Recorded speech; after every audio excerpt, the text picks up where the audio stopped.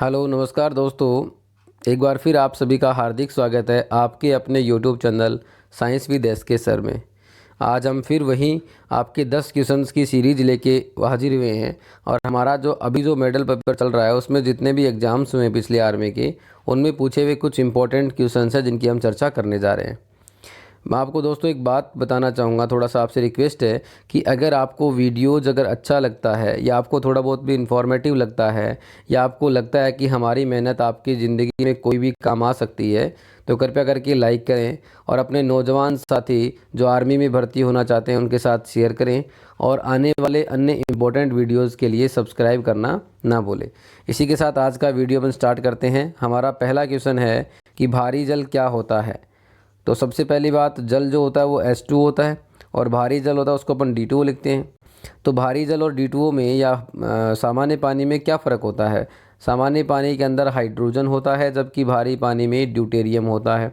इस D का मतलब क्या होता है, ड्यूटेरियम, और ये ड्यूटेरियम क्या होता है, हाइड्रोजन का समस्थानिक होता है। अगर अपन ड्यूटेरियम को देखना चाहें तो अपन हाइड्रोजन का जो समस्थानिक है 1H2, इसी को ही अपन ड्यूटेरियम बोलते हैं। तो भारी पानी क्या होगा आपके पास से D2 हो गया, आपका आंसर हो गया तीसरा D2O। सेकंड और इम्पॉर्टेंट क्वेश्चन है कि सल्फ़र खालिस्तान में आसानी से घुलनशील होता है, easily soluble of sulphur into the. तो हम जानते हैं कि सल्फ़र जो होता है, सल्फ़र का S8 जो रूप होता है, फॉर्म होती है, वो सबसे ज़्यादा स्थायी होती है। और हमें ये बात भी याद रखनी है कि सल्फ़र जो होता है वो जितने भी नॉन पोलर या जितने भी अध्रुवीय कंपाउंड हैं, यौगिक हैं, उनमें घुलनशील होता है, जबकि जितने भी ध्रुवीय कंपाउंड होते हैं उनके अंदर घुलनशील नहीं होता। तो सबसे पहली बात तो यहाँ पे इस ऑप्शन में, चारों ऑप्शन में कौन सा ध्रुवीय है और कौन सा अध्रुवीय। ध्रुवीय को अपन पोलर बोलते हैं, अध्रुवीय को अपन नॉन पोलर बोलते हैं। तो पानी और अमोनिया ये दोनों के दोनों क्या होते हैं हमारे पास से, ध्रुवीय होते हैं। कैसे होते हैं, ध्रुवीय मतलब पोलर होते हैं। बचा कार्बन डाइसल्फाइड और बेंजीन, दोनों क्या होते हैं हमारे पास, अध्रुवीय होते हैं। कार्बन डाइसल्फाइड और बेंजीन दोनों क्या होते हैं, अध्रुवीय होते हैं। लेकिन बात यह है कि ज़्यादा घुलनशील किस में होता है, तो आपका सल्फ़र जो होता है वो सर्वाधिक घुलनशील कार्बन डाइसल्फाइड में होता है। अब एक बात आपको यहाँ पे याद ये रखनी है कि कई बार ये क्वेश्चन पूछा जा चुका है आर्मी में, और उसमें एक ऑप्शन कार्बन डाइऑक्साइड भी दिया हुआ होता है। तो ज़्यादातर बच्चे क्या होते हैं, कार्बन डाइसल्फाइड को जगह कार्बन डाइऑक्साइड को पढ़ के आंसर दे देते हैं। तो हमें याद रखना है कि कार्बन डाइसल्फाइड में ज़्यादा घुलनशील होता है आपका सल्फ़र। बढ़ते हैं नेक्स्ट क्वेश्चन की ओर। नेक्स्ट क्वेश्चन है, सोडा बनाने के लिए किस गैस को काम में लेते हैं। The gas use for the formation of soda. तो हम जानते हैं कि जितने भी आप सॉफ्ट ड्रिंक पीते हैं या सोडा वाटर पीते हैं, जितने भी हम सोडा वाटर सॉफ्ट ड्रिंक पीते हैं उन सभी में क्या होता है, एसिडिक नेचर होती है। उसके कारण क्या होता है, CO2 होती है। हमने कहा कि आप कोई भी Pepsi, cold drink, Coca Cola जो भी लेकर के आओ, उन सब के अंदर जो टेस्ट होता है उस टेस्ट का कारण क्या होता है कि वहाँ पे CO2 जो होती है वो पानी के अंदर घोली जाती है, डिजोल्व की जाती है हाई प्रेशर पे। तो उसका कारण क्या होता है, CO2 होती है। आपने देखा होगा जब भी अपन नींबू का पानी पीते हैं बाहर कहीं, तो वहाँ पे लिखा होता है नींबू शिकंजी पानी और एक लिखा होता है सोडा वाटर नींबू शिकंजी पानी।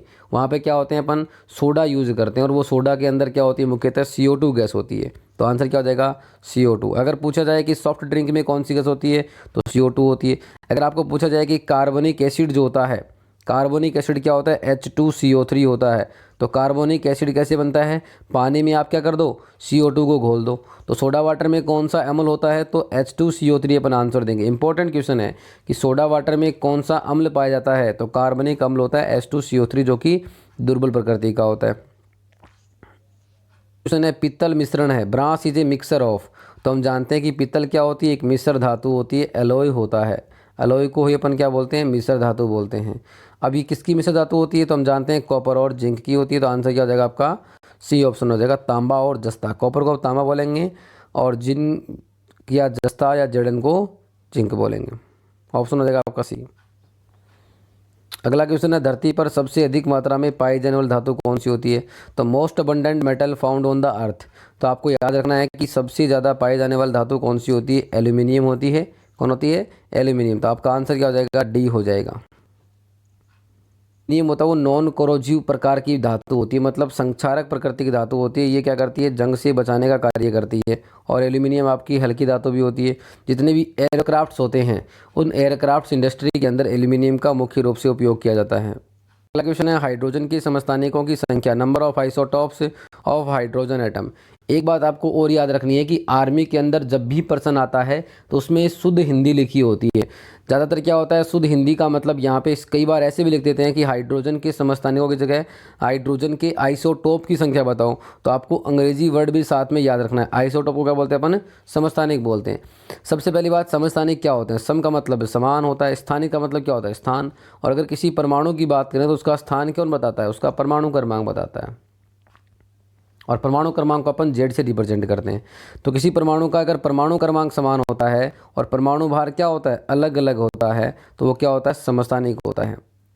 तो यहाँ पे हाइड्रोजन के समस्थानिक कितने होते हैं? देखो हमने क्या कहा कि सबसे पहला हाइड्रोजन का समस्थानिक होता है प्रोटियम, दूसरा होता है ड्यूटेरियम और तीसरा होता है ट्राइटियम।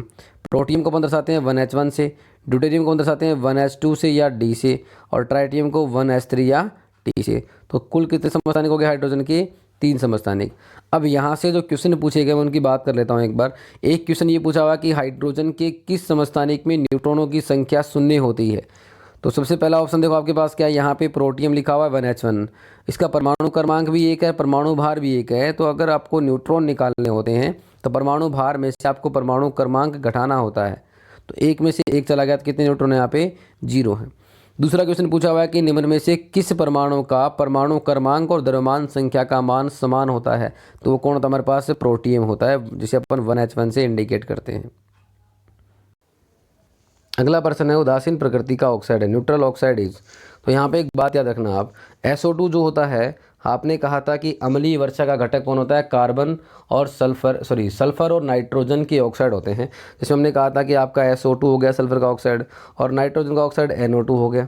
तो यहाँ पे SO2 किस प्रकृति का होता है? अम्लीय प्रकृति का होता है, क्योंकि ये अम्लीय वर्षा के घटक होते हैं। दूसरी बात करें तो कैल्शियम ऑक्साइड क्या होता है? चूना होता है, और ये चूना किस प्रकृति का होता है? क्षारीय प्रकृति का होता है। तो हमारे पास ऑप्शन बचा कौन सा? तीसरा और चौथा। तो तीसरा क्या है? NO। और NO कैसा होता है? उदासीन प्रकृति का ऑक्साइड होता है। तो क्वेश्चन क्या पूछा आपसे? उदासीन प्रकृति का ऑक्साइड कौन सा होगा? तो आंसर क्या हो जाएगा? NO। आपको साथ में 2 क्वेश्चन और मिल गए कि अम्लीय प्रकृति का ऑक्साइड कौन होता है? SO2 होता है। दूसरा क्षारीय प्रकृति का कौन सा होगा? आपका कैल्शियम ऑक्साइड हो गया। अगला क्वेश्चन है कि एल्यूमिनियम का इलेक्ट्रॉनिक विन्यास क्या होता है? Electronic configuration of aluminium atom, जिसका परमाणु क्रमांक कितना होता है? 13 होता है। अगर अपन एल्यूमिनियम लिखते हैं 13 एटॉमिक नंबर का, तो कितना हो जाएगा? 2,8,3।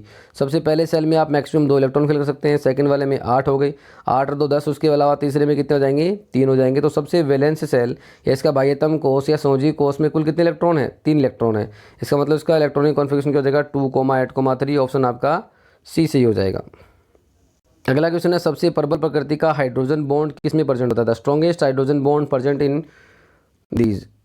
तो यहाँ पे देखो सबसे प्रबल हाइड्रोजन बंध, अगर आपके पास कोई भी आपके पास कंपाउंड हो, यौगिक हो, जिसमें हाइड्रोजन बंध विद्यमान हो, लेकिन यहाँ पे आपका आंसर हमेशा क्या रहने वाला है? HF रहने वाला है। और HF आपने लिखा था सबसे पहले वीडियो के अंदर कि HF क्या होता है? दुर्बल प्रकृति का अम्ल होता है, जिसे कांच पर लिखने के लिए भी काम में लेते हैं। तो HF जो होता है उसमें क्या होता है? प्रबल प्रकृति का हाइड्रोजन बंध होता है। मतलब उसका हाइड्रोजन बंध इतना प्रबल होता है कि वो हाइड्रोजन आसानी से नहीं त्यागता, इसीलिए HF क्या होता है? आपका दुर्बल अम्ल होता है। अगला क्वेश्चन है निम्न में से कौन सा विसंहावी है? Which of the following is insulator.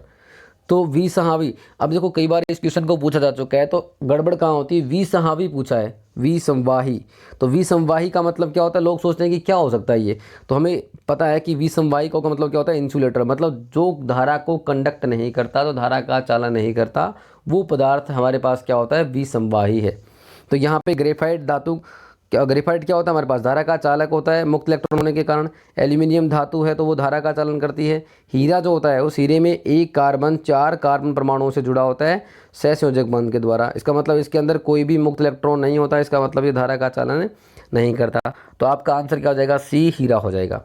धन्यवाद दोस्तों। अगर आपको वीडियो अच्छा लगा हो तो मैं आपको पहले बता चुका हूं, तो आप एक बार लाइक कर दें, शेयर कर दें और सब्सक्राइब करें, ताकि हम हमारे आपके लिए ऐसे इन्फॉर्मेटिव वीडियोज़ और लगातार डालते रहें। धन्यवाद। जय हिंद।